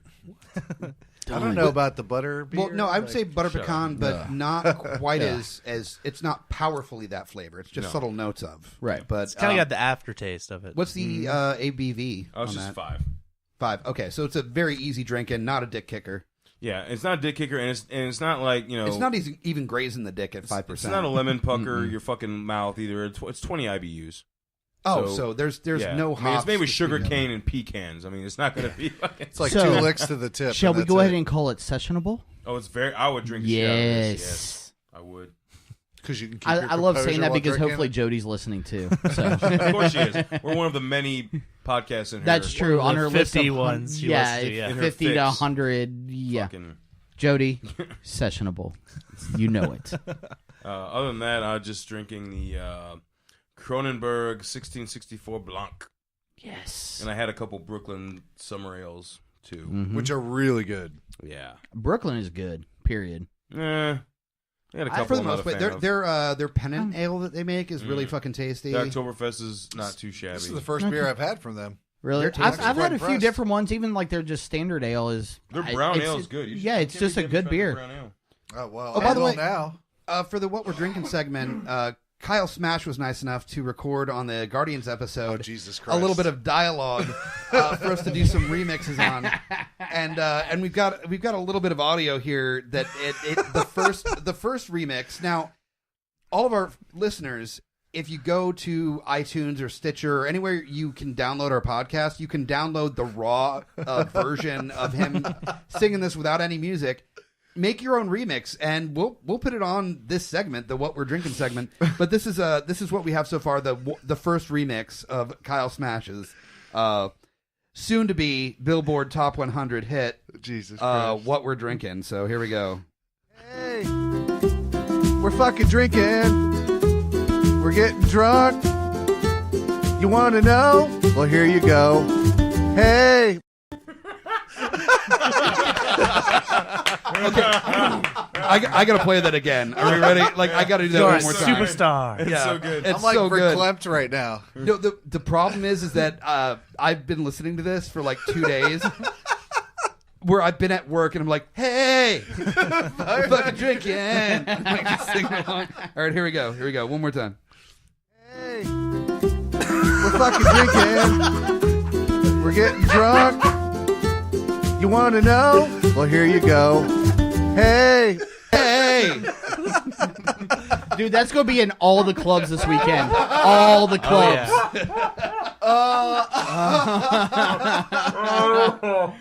Oh my god. Oh, Jesus. So for the time being, we're going to have an intro of that music before what we're drinking. I'm so glad I suggested he do that. I'm definitely going to have to go back to that. I haven't listened to that episode yet. I'm going to have to check that out now, for sure. I was drunk at that point, too. Yeah. Oh, I could We tell. could tell, yeah. Hey. That's the Hey, girlfriend. Hey, you see that kid, the baby on the loose? I don't know. I know. We're fucking drinking. So for all of our listeners and watchers, if you go to SoundCloud, if you go to iTunes, you go anywhere that you can download our podcast, there is a separate, and it says like a remix, like suggestion or something like that, where you can find on very recently download that you can download just him singing. Or whatever that is that you're doing. It's not singing. And you can make your own remix of it. Make a remix, send it in to us, and we'll play it as our new version of the What We're Drinking theme. So, God, my stomach hurts. We're going to make you famous. Is it going to be like that guy on American Idol with the fucked up teeth? What was his name? Punlock or whatever his name was? What the fuck are you talking about? The guy from American Idol who got really famous by being the worst singer ever. He was really You famous could only for wish a to while. have that The kind She of fame. Bangs guy. Yes, exactly. She bang. She bang. Yeah. Yeah. Not quite that talent. Not I'm quite not that quite was- there I thought yet, that was but I'm Ricky striving. Martin. Well, no, he sang that. He sang Anyway, the actual song. We're going too far off. How do we get to American Idol? Jesus. All right, so Second half, folks. So we got the three-notch beer. I'm just drinking on basically bullshit, aside from enjoying what I shared with Lowdown. Yeah. My birthday present from Mr. Velvet Hammer, the Crumpler himself, the Buffalo Trace Bourbon. It is. It's so good. It's so good. Oh, my God. It's so delightful and basically impossible to find right now in the ABC stores in Virginia. It's so cheap. It's super cheap for the quality of bourbon that It's you're like getting. $27 a fucking bottle. Yeah. That's it? And it's delicious. a tasty, tasty beverage. So if you have the chance anywhere that you're listening that they have Buffalo Trace in the bourbon section, buy it, like taste untasted, because it's well worth the price. And honestly, Crump and I always talk about this. If you want to spend like $3 more a bottle, they always have this in stock. Same distillery. Get the Eagle Rare. Eagle Rare is solid. Eagle Rare too. I mean, Buffalo Trace is like, if I right. see it, I buy it because it's so limited and I love it. But same distillery, it's literally $3 more for a bottle. And it's worth it. And it's so fucking Very worth it, yeah. So you're looking at $30 for a damn good bourbon, which is nothing. It's a piss in the bucket. Basically. For bourbon. Oh, yeah. For good bourbon? Yeah. Yeah, I was about to say, you got to say good bourbon Good on that bourbon, one. yeah. Yeah. Good bourbon. So the beer I'm drinking is a non-consequence. Does anybody else have any good beers that they're drinking on this evening? I went ahead with just a basic Samuel Adams Summer Ale tonight. It's a nice warm evening in Richmond, so It was in the 90s today. Yeah. It went from 50 to 90 in, what, 2 days or something? So you know my fat ass is fucking sweating. All right. Got a little ball sweat going on. I'll just, it's moist there. Yeah, It's a little moist. Yeah. Sticky. Was that for Jody? Stick to one side to the other. Speaking of summer beverages, we got a couple others. Hunter. The Bold Rock IPA. Yeah, solid Guarantee. choice. Yep. So good. Yeah, I have to try that. another panelist, Good. Katie Turbo, and I are going to be going in Memorial Day weekend down to, we're staying at Airbnb like 2 miles from Bold Rock, and we're going to be hitting the trail the whole weekend. The Blue Mountain, Devil's Backbone, Wild Wolf, Bold Rock, all the wineries around. I'm super excited. Because the beers. The 'Cause beers. The alcohol. beers will be All the good. so good. You should have a couple wineries, too. Well, go there- to there's- Veritas. We went Veritas there. is like right around the corner. Go Like, it's there. really close. We bought a bottle from there and a bottle from another one. I forget what the other one was. There's some berry farm place that Knott's Berry Farm, different place that does like berry wines. That's like we could probably fall over and land on it from where we're staying. So Nice. yeah, so Awesome. Hopefully we'll be able to hit a few of those places as well. But next is Mr. Smash. You're drinking on a summery beverage. You mentioned it briefly, but let's get Yes, into it was loaned to me by Lowdown. It's the Brooklyn Summer Ale, which we already talked about, which is really delicious. Nice. Before this, I was drinking Yingling. What do you know? White man taking advantage of the of the black man. That's Exactly. that's America right there. Quiet down, Oreo. One more You're not episode, quite I get to say I put Lowdown in my mouth. Again. Again. You did. Everyone in here put me in their mouth. Speaking of putting stuff in mouths, extension Mr. Lowdown, what else are you putting inside of your mouth? Oh, I've already said. The 1664? Yeah, I said the Kronenberg 664 Okay, Blanc. Yeah. cool. And then the Brooklyn Summer Ale. Well, then we're Where solid. the fuck were you? I was not paying attention, obviously. It's a Smash song. It just kind of fucks your memory up, right? All you hear is, hey. You want to know? Well, here you go. Hey, we're fucking drinking. Hey. It almost starts like, oh, Greg. Hey. Hey. I'm all Greg. Fucking drinking. See, now I want Bailey's. I'm going to drink Bailey's out of a shoe. It's really, actually, it's kind of catchy. Yeah. Yes. Watch the entire panel, and several of our listeners are going to go to work and be like, hey, God damn it. God damn it. Right. I'm just going to give him the thumbs up. All right, so now all right. on to our next thing that we've started incorporating, which is making a drunken scene. Oh, dear God. I don't even know what Cue voices I'm the going to do. music.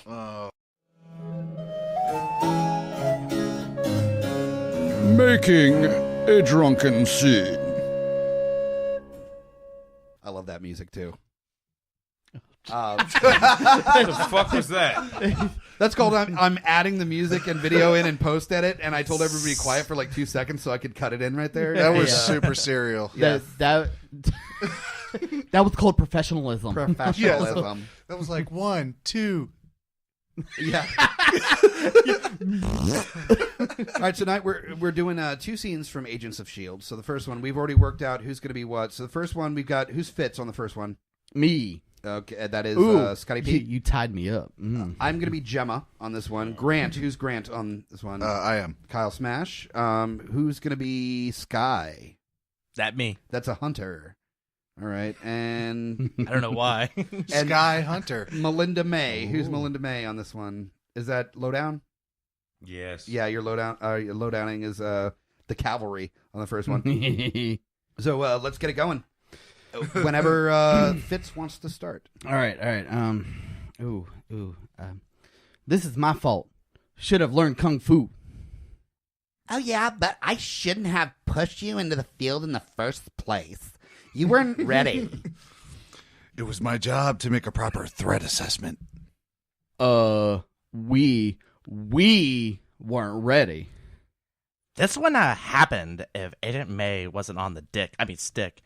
She would have busted out some of the ninja now. Ninja juice. Is it May? No. She transferred from administration. Well, I've seen her destroy guys, so... You heard of the cavalry? Yeah. Yeah. Everyone at the academy talks about Thor. Sudden realization. Stage direction.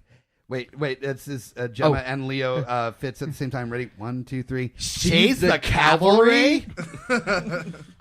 Oh, I told you never call me that. I knew you were going that way. Racist motherfucker! I'm done. God damn it! I'm done. Thank you for listening to the last episode of Geeks. Use your R's a lot. That's not at all. Okay. All right. It's fucking funny.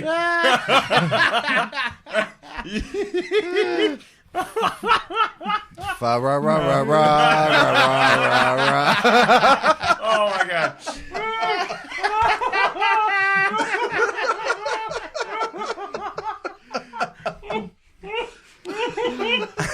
I feel like I'm off the hook now with my Liu Kang back in the Holy shit. video game episode. Oh man, that was bad. Or what is it? What is it? That's fried rice, you prick.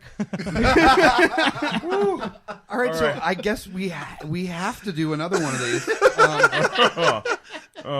You've already set the expectations. Yeah. So the second one we got, who's playing Grant? That'd be me. That's Lowdown. Is not going to be as racist this time, hopefully. I'm going to be Fitz. Who's playing your Grant? May. Who's going to be racist this time? Okay, Scotty B. I'll be so racist this time. Coulson. Who's Coulsoning? Hunter is Coulsoning. Gemma. I'll do Gemma and Sky. They're both female. Oh, okay. I thought I was going to do Sky, but if you want to, by all means. Yeah, he's doing Sky because Sky has like one line, and then May only has one line, so I'm just doing Gemma also has only one line too, though. Oh, I'll do Gemma. Okay, you'll do Gemma. Okay, yeah, I'll just do Gemma. Smash is doing Gemma, and then I'll do Sky. Scotty P is also doing Sky. Okay, so that's where we are on the second one. This is the last one, so let's make it good. Not ever, just for tonight. Are we going? Okay, so first one up is Grant Ward is the first line. Can we just address the elephant on the plane? I know this is weird. Mistakes were made. You Michael Bublé? What the fuck was that? All right. By you. And people got hurt. By you. And I can stand here and explain again how my parents and brother left me vulnerable. Sounds like an emo song. How my parents left me vulnerable. No, he was a big emo bitch. This is totally an acoustic. Acapella. Okay, Melinda. Yeah. Melinda. This is track B. We all had our traumas, Ward. Didn't turn any of us into psychopaths. Well, we all have our ways of coping, don't we? For example, I was yours. Watch it, Ward.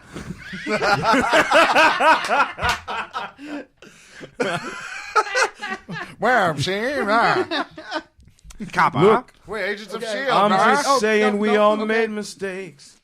Coulson handed me over to my abuser, thank you. Sky shot me. Gemma. Hey. I had Sky marked on. Okay. After you killed how many people? Yeah, I forgot what voice I was doing because all the singing. But what voice? Yeah. Well, just, I don't know. Yeah, and we were a team and a family, and you betrayed us. We're gonna hog tie us. It's what I regret the most, not lying. The S.H.I.E.L.D. agents I had to put down. And I'm sorry, not even dropping you two in the ocean. Skibbity bop. Ocean. It's this. My actions destroyed this. I'll regret that forever, because there were good times, right? Before, for a while there, we were a good team, weren't we? Were we? Were we?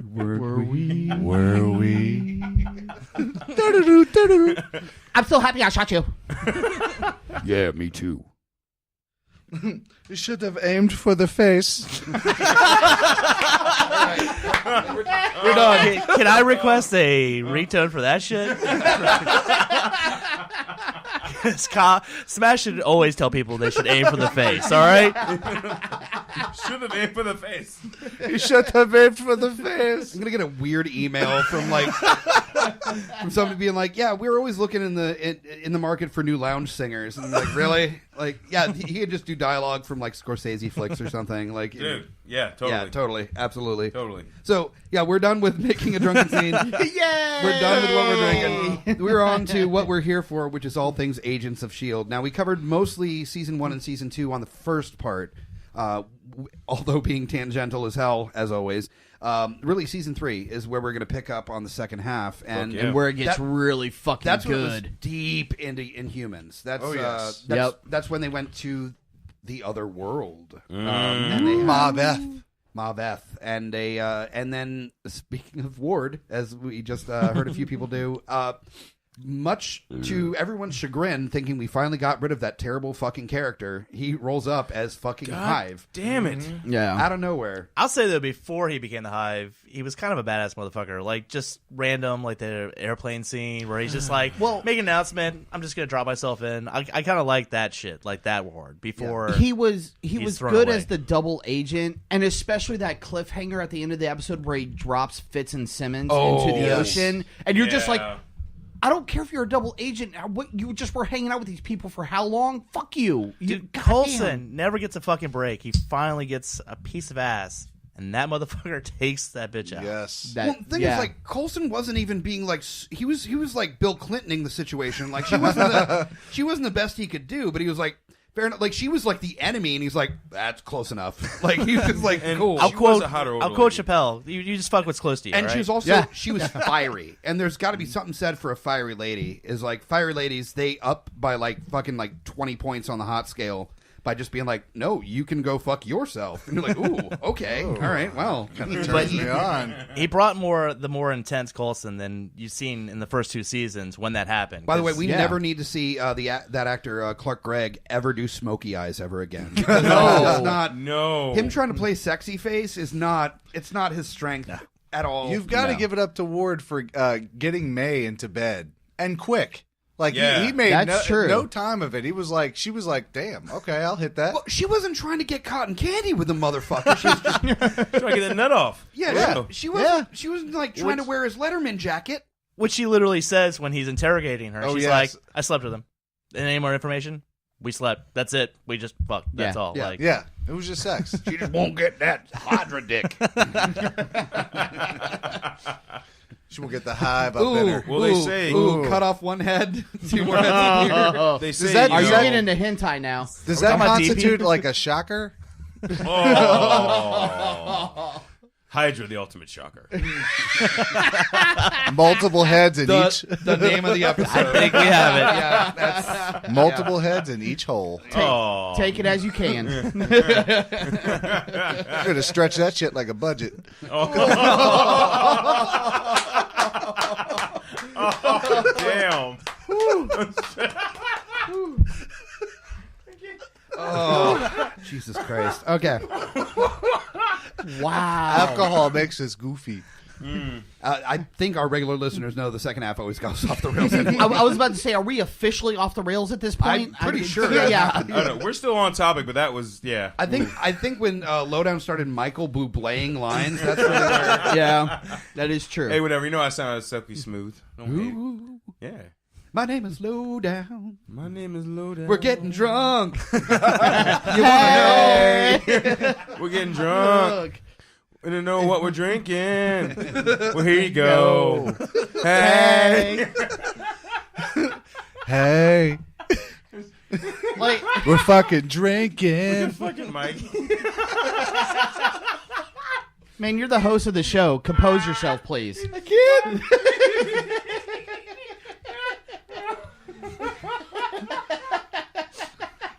Are you having a stroke or laughing? He's crying. He is Might crying. have cried a little bit. You might have broken him again.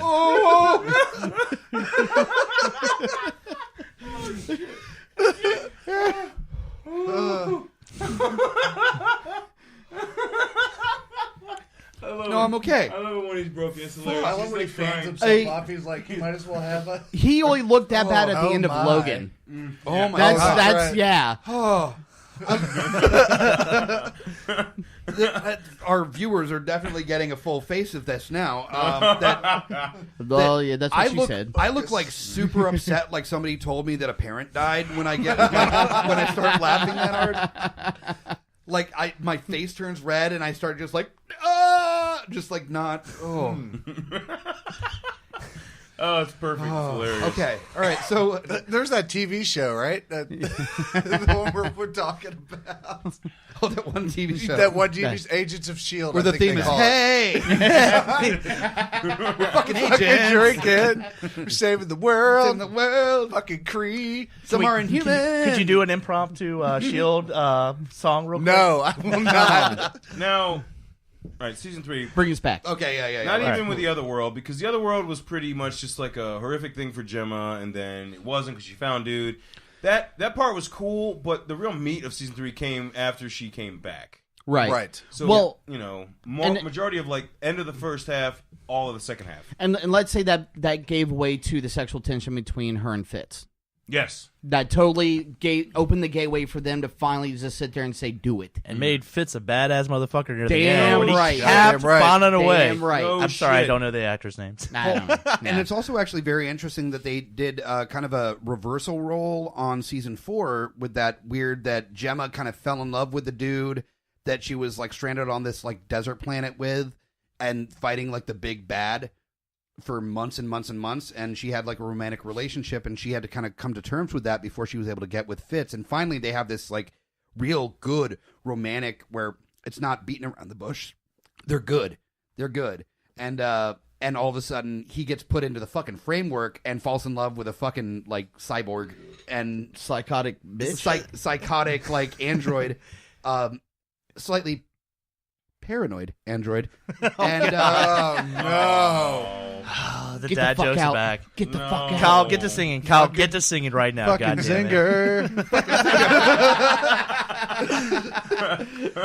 But I like that they kind of role reversed where when he came back out of the framework, Fitz is like, I don't know how I feel about things, and Gemma's super like not wanting to approach it, not knowing how he feels about her until she, like a weird jealous girlfriend, listens in on his conversations on the phone via video security cam, and is like, I'm never gonna stop loving her. Oh, me? No, I meant Gemma, you weird fucking android. Well, it's two-tiered. Even in the episode, it's like she's not mad at you for the choices you made. She's mad at you because you might still be in love with another woman. Right. And with that said, we're talking about Fitz. The development of Fitz is one of the best developments of a character. Absolutely. Especially in that show. Like, he went from, we just read a line, I should have never brought you out into the field, to being a complete badass. Yeah. Regardless of what situation he's in. Aren't they just the Pam and Jim of Agents of S.H.I.E.L.D.? I mean, come on now. Yeah. Seriously. Although they totally just forgot that he was brain damaged. Like, that they did. Just gave up they on did it. kind of. Yeah, but they showed his progression. They showed his progression, just like they started like montage, but they stopped like halfway through the montage and like, oh no, he's better now. I can't do math problems. Okay, I can. I can't read too Someone's good. like, just think better, and he's like, okay, I'll think better, and then he was just better. That was great advice. But see, that was part of where we talked about Mac, how he's the heart of the show and everything. Yeah. He's the one that did the rehab. He found a way for Fitz to function out of what was wrong with him. And that's why, yes, it wasn't real time, God damn it. But they did a good job of explaining it. Right, I never had a problem with how they went out of that. Yeah. I did, because one day it was like, it's kind of like... It wasn't like episode to episode, man. A comparison... It was like a few episodes. A direct comparison to a new movie is Rogue One, where the pilot gets like fucked up by that weird tentacle creature where it's like tends to make people go mad, and when you first meet him he's like, I'm the pilot, and it's like, okay, do you know things? I'm the pilot, and he's just like fucked up. And then by the time he hits the fucking plane, he's like, I'm the pilot and I know all this shit and I'm totally cool and I'm totally coherent and I was like crazy for like 4 seconds and then I'm fine now. You don't know how long he was in there.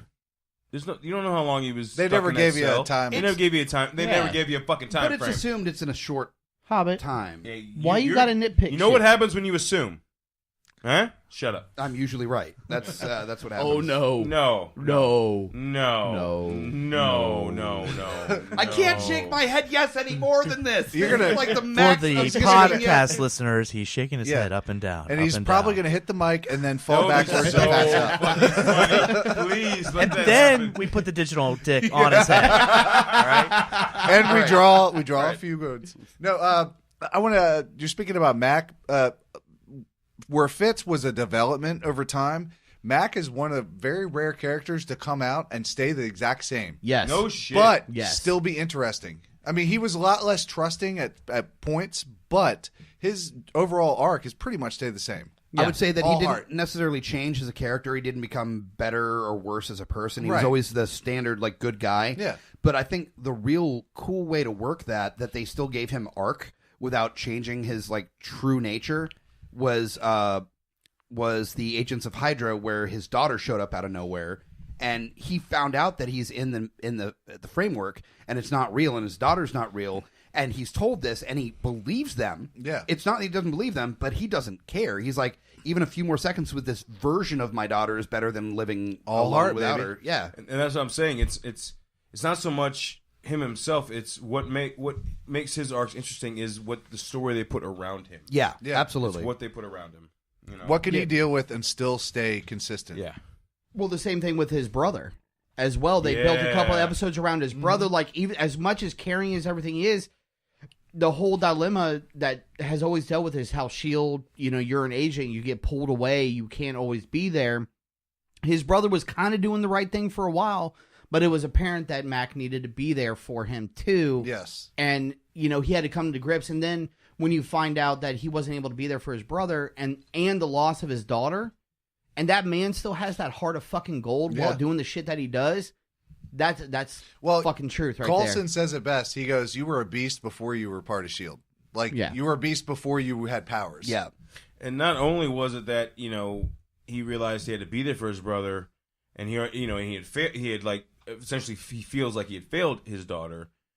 He also finds out his brother was working for the enemy at the same time, so he's got to live with that. Yeah, like, oh, I wasn't there for you, so I feel like I failed you, and you went to this. That was the Watchdogs, right? Yes, the Watchdogs, which were led, that led into season 4, which is kind of where we're leading now. They hunted the humans. Yeah. Now, is there anybody in this room that doesn't agree that season 4 is the strongest season of Agents of S.H.I.E.L.D., or are we all kind of on the same page with that? No, I agree. Hunter's.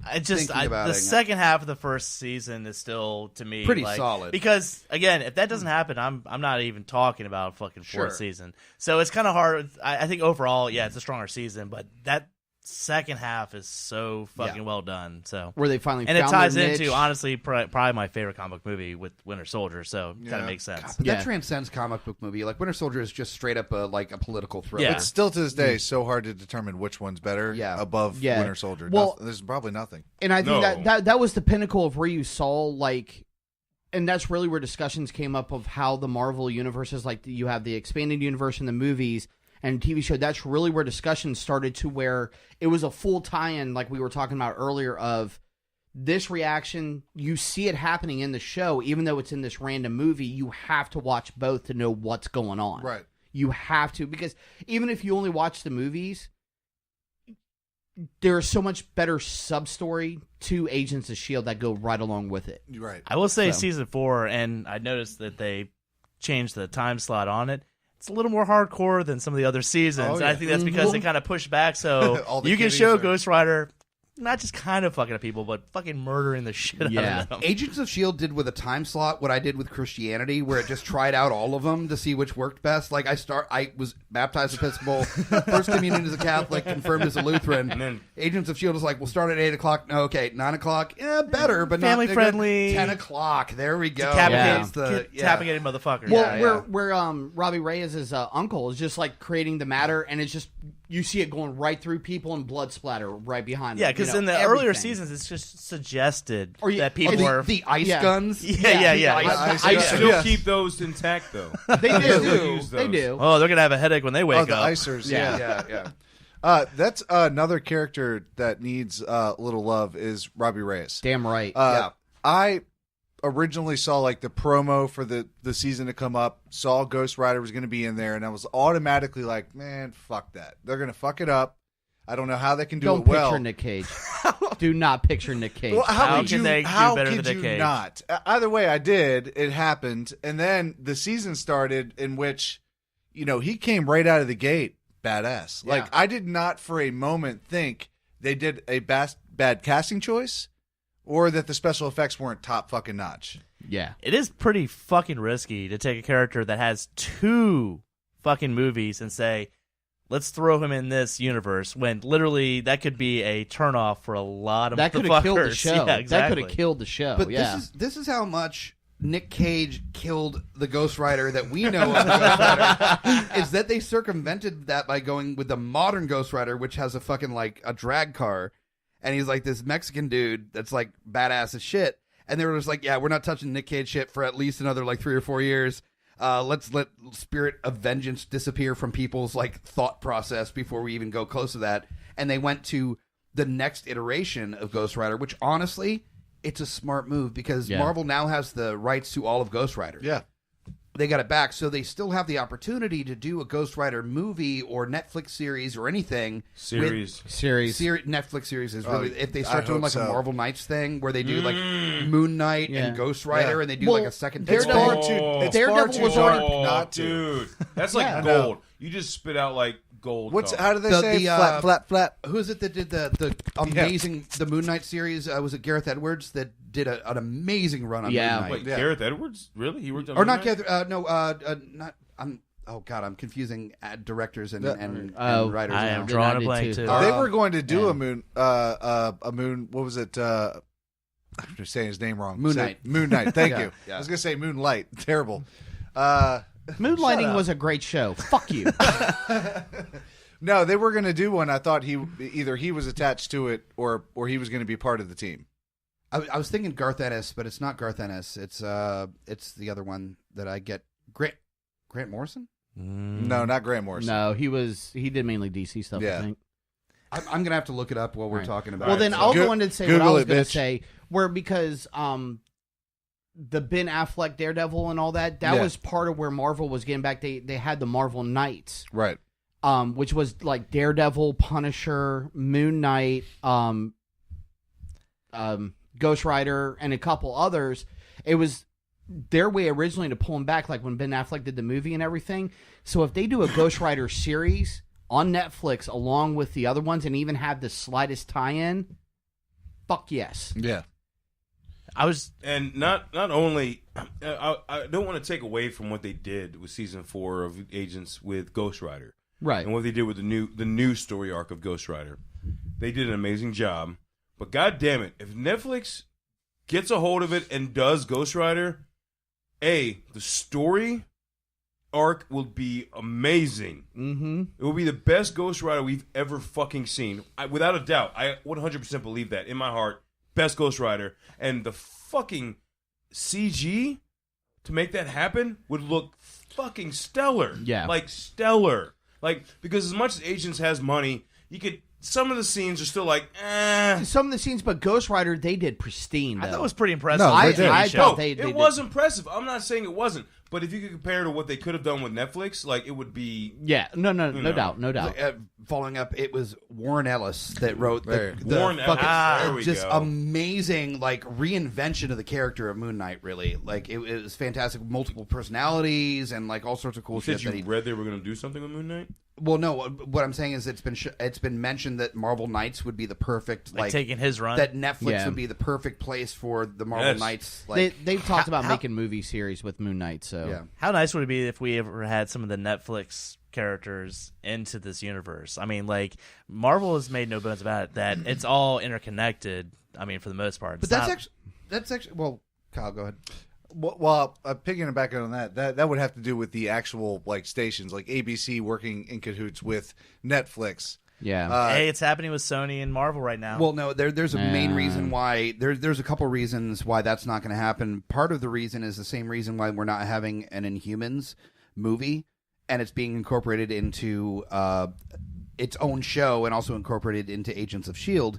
is that the showrunner for the Marvel TV series was also partially responsible for the financial end of the movies, and it's also the guy that is the reason why Joss Whedon isn't involved anymore. Yeah. Is that he penny pinched so hard and he was so hard to work with that Whedon's like, I'm fucking out, and he has now been pushed where he's in charge of the TV side of things, but he has no involvement with the MCU anymore, to the point where Feige, Kevin Feige, yeah. Talks directly to Disney, like Wow. that he doesn't have to go through this guy anymore. The MCU has this separate entire understanding with Disney. Yeah, this guy's still in charge with DC or with TV, and I cannot remember his name to save my life. But the reason why Inhumans got taken off the board is because Inhumans had already been introduced in S.H.I.E.L.D., and to have that crossover into the MCU. Feige and the rest would have to deal with this fucker. So that's politics. that makes perfect. But that's sense. why you're not going to see Agents of S.H.I.E.L.D. You're not going to see those characters going into the MCU. And not I think they mentioned crossovers not so much going into the MCU, but like crossovers of television, because I think we already know that MCU is kind of out of the reach with not even knowing the backstory there, but just in general, I always assumed that like that just wasn't going to happen. You know, You got the way they set it up. you got Lady Sif in the first season. You got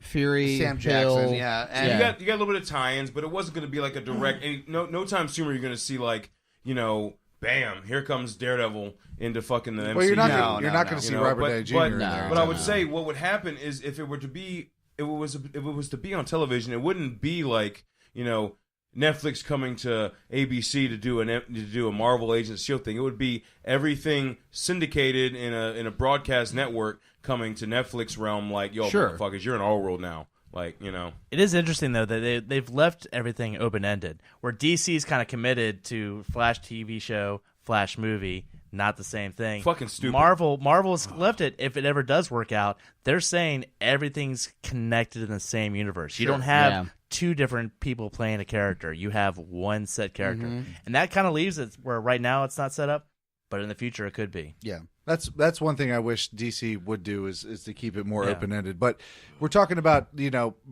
bleeding into the bigger universe. Yeah. We should talk about the ending of this finale, which Coulson wakes up, looks out.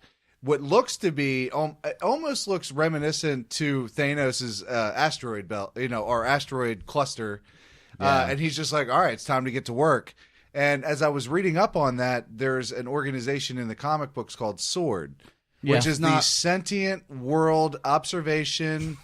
And, you can do it. You can do it. Come on. Observation and God damn it, I can't remember the last name. Reconnaissance. It's something like that. Basically, they take care of the aliens. Well, they take their purpose is. They're like Green Lanterns, but without all the power. You know, they're definitely not that. No, well, they're the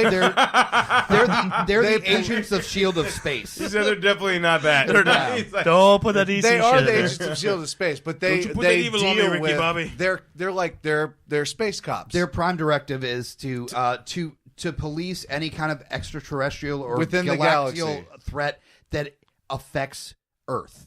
That's their main focus. And that is actually a creation from the astonishing X-Men by Joss Whedon, which is still an executive producer on Agents of S.H.I.E.L.D. So it's not a far-fetched idea to have S.W.O.R.D. come in. Yeah. But the reason why they went to outer space, obviously, is because ABC has on the roster in the fall to have an Inhuman series. Right. So they're definitely using Agents of S.H.I.E.L.D. as a way to introduce the characters and have some crossover between the people that are watching Agents of S.H.I.E.L.D. to come over into Inhumans. So let me ask the DC fan, where's the Inhumans base?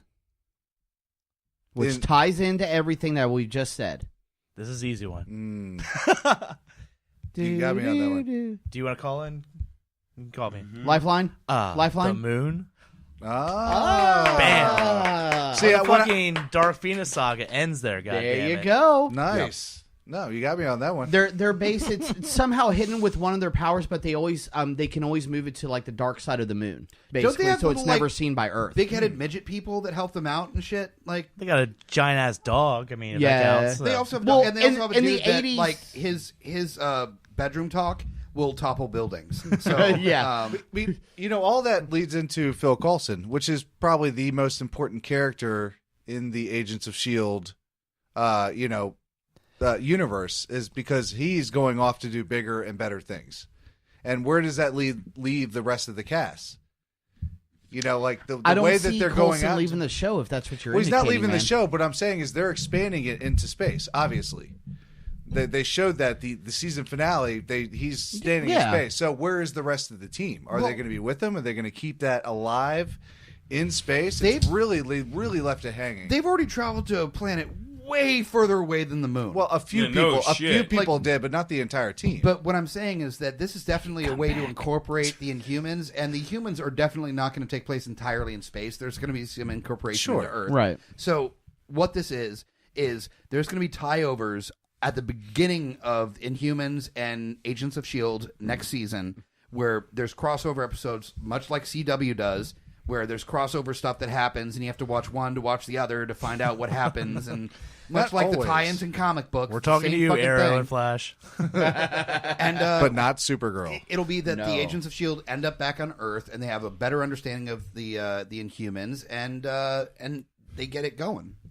Is that what they do? What are you trying to finger there, buddy? Yeah. Lowdown's fingering me. Fingering it, Mike. Yeah. Yeah. No, but what I'm saying, before we get too far into season 4 for the rest of the episode, we talk about character developments, and one of the character developments I feel like went neglected there between season 3 and season 4, because everyone here has seen the finale, obviously.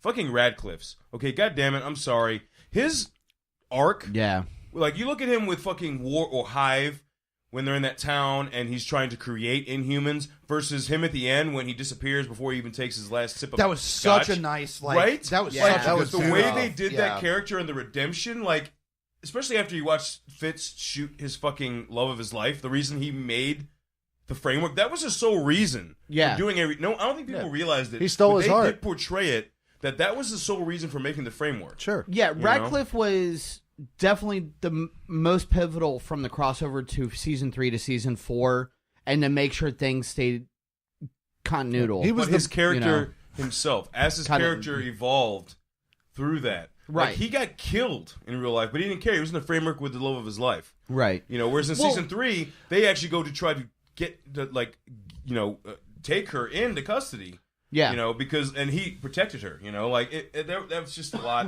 with that story arc that I feel like went kind of neglected, because it wasn't so like bam 4th of July fireworks. Yeah. Well, there's something about the maybe it's just the actor that plays him, but with the character, I didn't necessarily feel like he evolved really. He, like you said, he always had the reason he's building this was for his wife.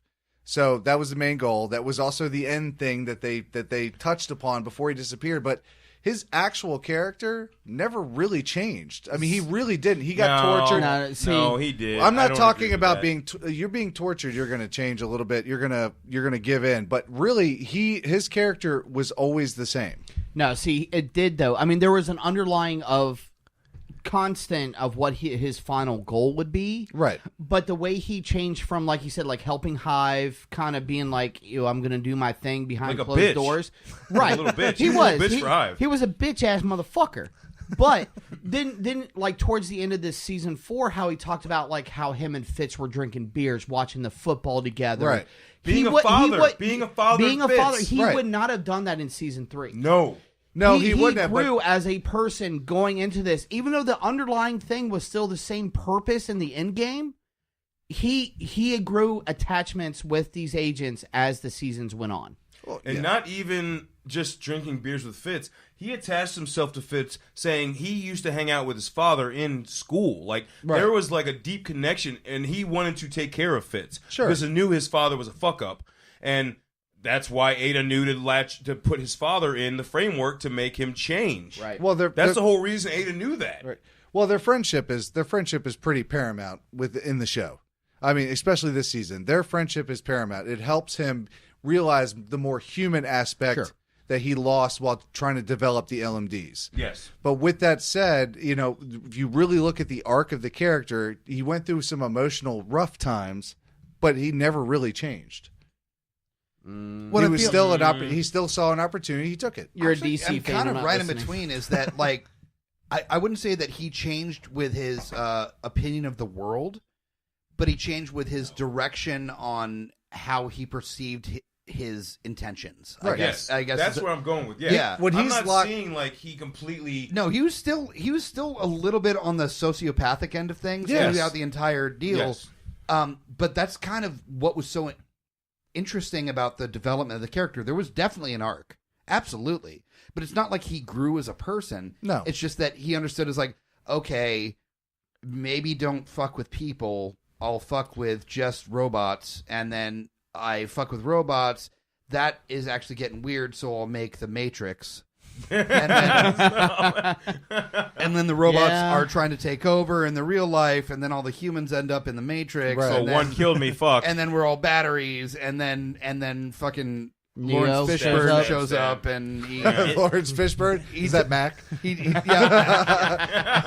It is weird watching like Westworld and then watching that 4th season of this, where it's just the kind of tie-ins with Westworld. it. So, Yeah, I know. I still haven't seen it. So It just kind of it's kind of bad timing that they introduced that. Just at don't the have same HBO. time, you have this like amazing it's show. just on a bunch HBO. of people trying to explain why Trump is president. We must be in the framework.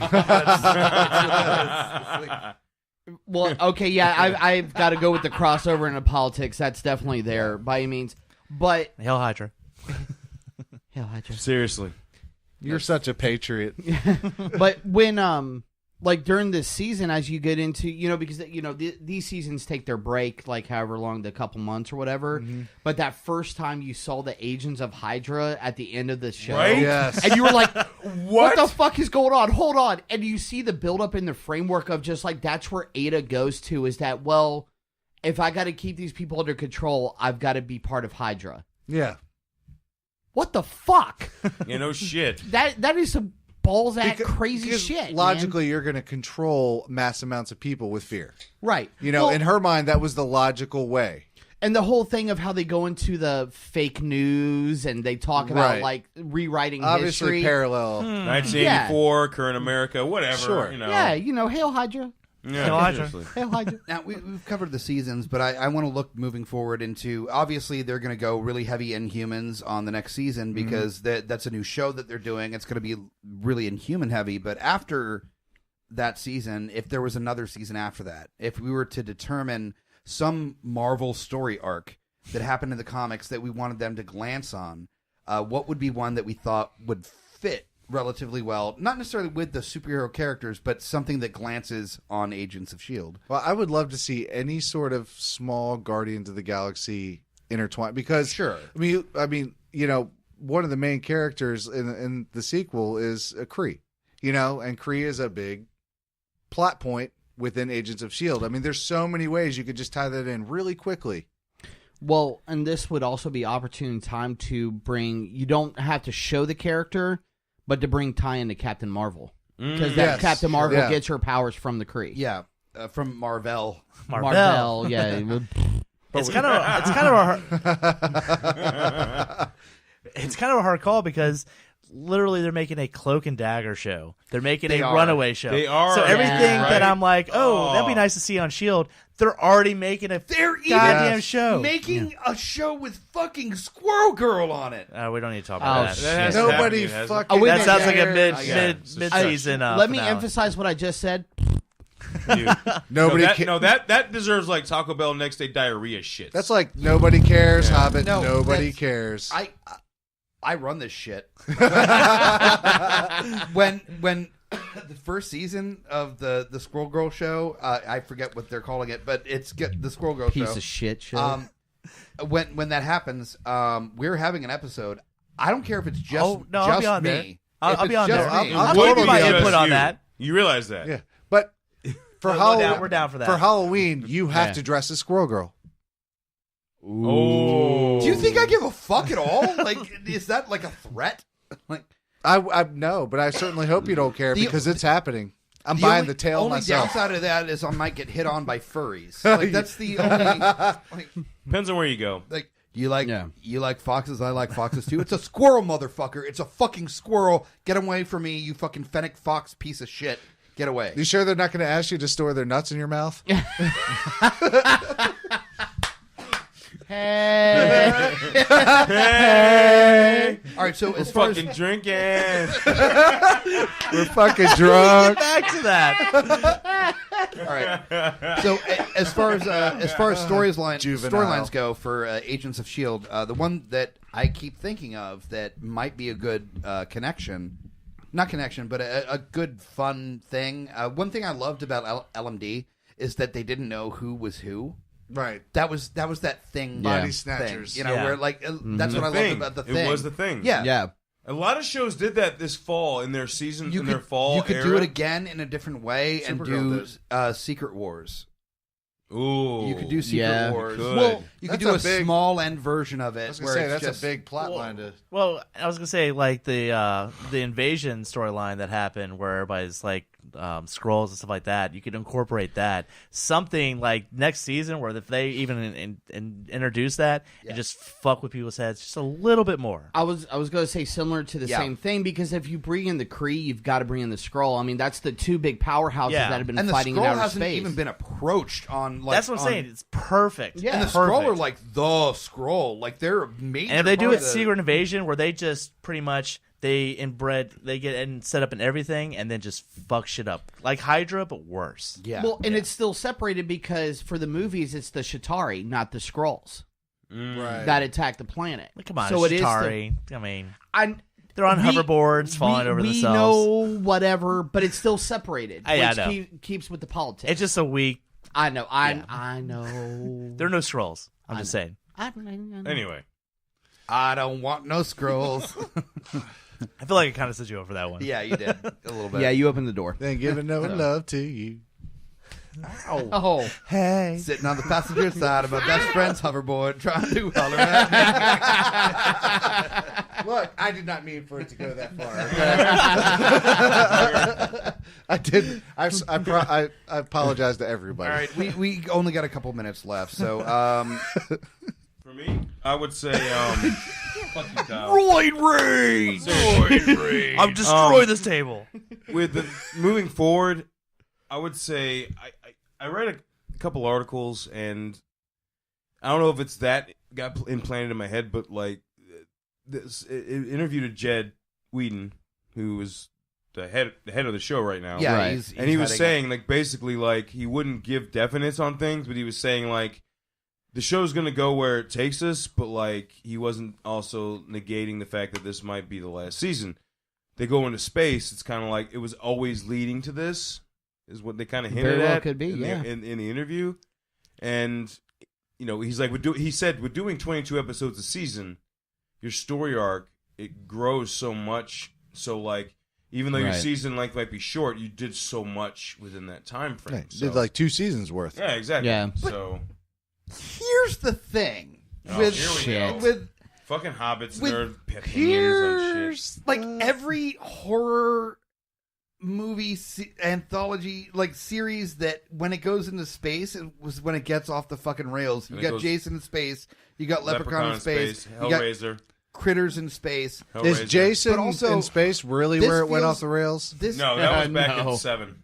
If they stay in space, where that's now Agents of S.H.I.E.L.D. in space, I don't want that. I don't want that at all. I don't want that. That would be like Saved by the Bell, the college years, where No nobody shit. wants it. Nobody wanted that. I don't Nobody give a wants fuck. it, but they ran out of ideas, so they put it in a different environment. Like, But they're like, fun. let's not They do still want that. to talk about, I got this paper due. Who gives a fuck? You're in college. Suck it It's up, like bitch. Zach Morris has a drinking problem. I'm pretty sure he did the entire time he thought that phone was cool, like 5 years after it wasn't cool anymore. I always thought he was a cokehead.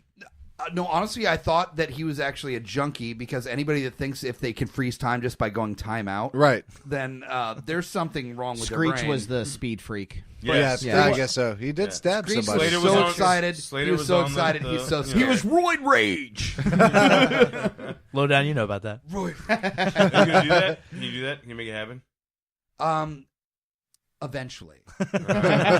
Actually, I might throw a couple on there because that's just too fucking funny. That's funny as shit. You say that the space scenario is kind of going to be hard to reach, but I mean, the show follows the trend of the Avengers or Captain America. I don't know. What's the next Avengers movie? What's going on with that? Infinity Where is Wars, it? Yeah. I mean, it makes sense. Well, let's just move to that environment since literally the But next if they're movie not we already know. involved. But are they? They could be slightly. we How involved were they with Winter Soldier or Right. with You Civil know there War? is still an Infinity Stone that is not found. Oh Yeah. Oh yeah. Yeah, it was going to come out in Oh, Ragnarok. no, we It's talked coming out about in that. Then we Ragnarok. get into the Adam Warlock and It's coming out in Ragnarok. I'm yeah. just saying it makes Yeah. more sense Wow. you think when you think that the next Avengers movie is going to take place not on Earth. Look, you more have likely. Right. 2 movies that are probably the 2 of the biggest movies ever made, with 2 of the biggest budgets, $500 million apiece. The amount of characters that are in there, putting fucking Phil Coulson or May in there just enough to tie it in is really not that much. Or doing it in the show just by verbal reference. That's all you need, and there you go. Yeah. It's tied in. So it's not that it's going to cost them a lot. They just have to do it. Well, and that's probably going to be the biggest problem with S.H.I.E.L.D. at this point is that they're having to figure out where to go without completely tying into the MCU. Right, to be their own entity. Right. Yeah. Exactly. They never because want to become 100% attached. They still want to like have the option Right. to tie it in. How many but that's storylines it. can you think of going, what would S.H.I.E.L.D. do in this Exactly. situation? They want their cake Yeah. and eat it too. Right. All right. As always, we never have enough time to talk about this with you guys. We have a very limited time to actually share this with you. But thank you guys so much for tuning in for this episode of Geeks on the Influence. All about Kyle's terrible singing voice. Hey. Well, here you go. My name is Kat. Fucking drinking. Hey, Kat. Want to know what?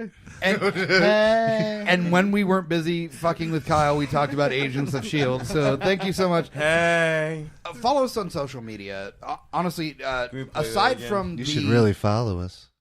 Aside from the podcast and everything, we're doing a lot with new podcasts that are going to be coming out. Aside from Geeks Under the Influence, under the GUI moniker, GUI Network, we're getting a new website set up happening in the next couple weeks, and we have trivia in town every single fucking week. There's GUI trivia in town. You can follow that just by following our Facebook page, primarily, also our Twitter page, our Tumblr page, Instagram. You can find all those links at GUIpodcast.com, or just search the web for GUI Podcast or Geeks Under the Influence. You're going to find all sorts of information about us. Even me asking how good our first episode sounded on Reddit. You'll find by searching. Oh boy! Yeah, I've gone deep on the Google results on this podcast, but you're like page 7 of this or something. It's like page 7 or 8 that you see the like. Hey guys, what do you think of my first episode of my podcast? Do you guys like me or what? Is this good? And I think the response was like, no, it's really bad. But yeah, follow us on iTunes, Stitcher, Google Play Music, TuneIn, anywhere you get your podcasts. Follow us on Tumblr, Facebook, Instagram, Twitter, anywhere. If you look up GUI Podcast or Geeks Under the Influence, you'll find us super easy. And tell your friends about it. Subscribe, rate. Please rate us on iTunes. It actually brings us up in the ratings and lets other people find this amazing podcast. And as always, find us next week at GUIpodcast.com and join us or die. Make the framework great again. Shut the fuck up, Hobbit. God damn it. It's going to be so good. It's going to be so good. You'll just won't believe it. I promise. Trust me. It's so good. It's going to be so good. You just won't believe it, Hobbit. I'm going to Hobbit all over your face. I hate all of you so much. Join us or die. Join us or die. Or I will swallow your soul. Necronomicon gives us power to rise from the dead. You play to take, or play begins to spread. You can fight all you want, cause you don't to resist. We're here to take the world and rule with all your fists. So join us or die. Join us or die. Or I will swallow your soul.